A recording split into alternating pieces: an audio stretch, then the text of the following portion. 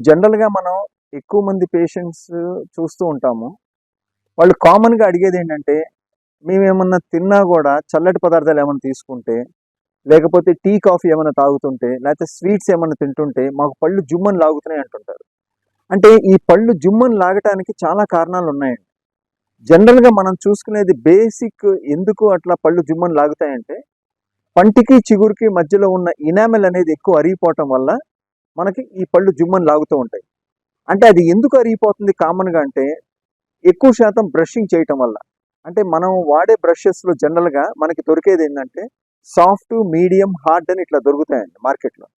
కానీ జనరల్‌గా మనము అడ్వైస్ చేసేదేందంటే సాఫ్ట్ బ్రష్ వాడమని. అదే కనుక మీడియం ఆర్ హార్డ్ బ్రష్ గనుక వాడుతుంటే, ఆ బ్రష్ 2-3 మినిట్స్ డైలీ అట్లా బ్రష్ చేస్తూ ఉంటే, ఏమైద్దంటే మన హార్డెస్ట్ మెటీరియల్ ఇనామెల్ అనేది త్వరగా అరిగిపోతూ ఉంటుంది. సో, అది చిన్న చిన్నగా అరిగిపోవటం వల్ల ఏమైద్దంటే పేషెంట్‌కి చిన్న చిన్నగా వాళ్ళకి సెన్సిటివిటీ అనేది మొదలైద్ది. అంటే ఇనామెల్ అనే కోటింగ్ ఎళ్ళిపోయిన తర్వాత లోన డెంటిన్ అని ఉంటదనమాట. సో, డెంటిన్ అనే దాంట్లో ఏంటంటే, ఆ డెంటినల్ ట్యూబ్యూల్స్ అనేవి ఉంటాయి. సో, అక్కడ ఏమైద్దంటే మనకి సెన్సిటివిటీ అనేది స్టార్ట్ అయిద్ది. సో, ఎప్పుడైతే వాళ్ళకి సెన్సిటివిటీ అనేది మొదలైద్దో, వాళ్ళు జస్ట్ ఏమన్నా కొంచెము చల్లటి నీళ్లు తీసుకున్నా, లేతే కాఫీ, టీ ఏమన్నా తాగినా, లేతే స్వీట్స్ తిన్నా గూడా జుమ్మని లాగుతూ ఉంటది సడెన్‌గా. సో, దీనికి మనం అడ్వైస్ చేసేదేందంటే ఫస్ట్ వాళ్ళని ఆ బ్రష్ ఏదైతే ఉందో అది చేంజ్ చేయమంటాం అనమాట. సో, అదేంటంటే generally we advise to use the soft brush. Plus వాళ్ళకేంటంటే ఆ జుమ్మని లాగటానికి, తగ్గటానికి అది ఇనీషియల్ స్టేజ్‌లో ఉంది కాబట్టి, మనం ఏంటంటే డీసెన్సిటైజింగ్ టూత్ పేస్ట్ ఏదో ఒకటి అడ్వైస్ చేస్తాం. అంటే మార్కెట్‌లో చాలా దొరుకుతున్నాయి. సో, అందులో ద బెస్ట్ ఏంటనేది మనం అడ్వైస్ చేసి, అదేంటంటే మార్నింగ్, నైట్ 2 సార్లు బ్రష్ చేసుకునేటట్లు, అది అట్లా ఒక 3 మంత్స్ చేస్తే ఆ సెన్సిటివిటీ అనేది తగ్గిపోయిద్ది.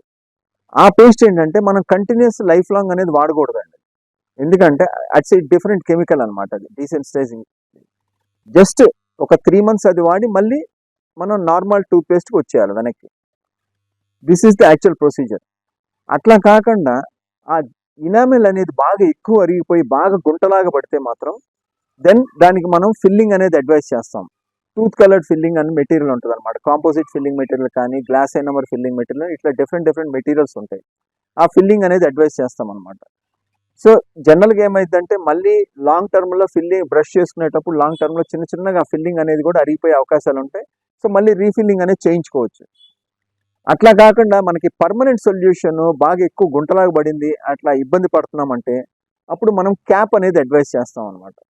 సో, ఎప్పుడైతే ఆ పళ్ళు ఒకాళ పుచ్చిపోయి సెన్సిటివిటీ లాగుతున్నా సరే, లేకపోతే ఈ బ్రష్ వల్ల అరిగిపోయినా సరే, లేకపోతే జనరల్‌గా ఏమైద్దంటే కొంతమందికి ఎక్కువ యాసిడ్స్ తీసుకోవటం వల్ల, అంటే వాళ్ళకి జనరల్‌గా బాడీలో ఎసిడిటీ ప్రాబ్లమ్ ఉన్నా సరే, లేకపోతే వాళ్ళు తీసుకునే పదార్థాల్లో ఎక్కువ యాసిడ్స్ ఉన్నా సరే, ఎక్కువ జ్యూసెస్ అట్లా తీసుకున్నా సరే, వాళ్ళకి కూడా పళ్ళు జనరల్‌గా ఇనామెల్ అనేది అరిగిపోతూ ఉంటది పండు, చిగురు మధ్యలో.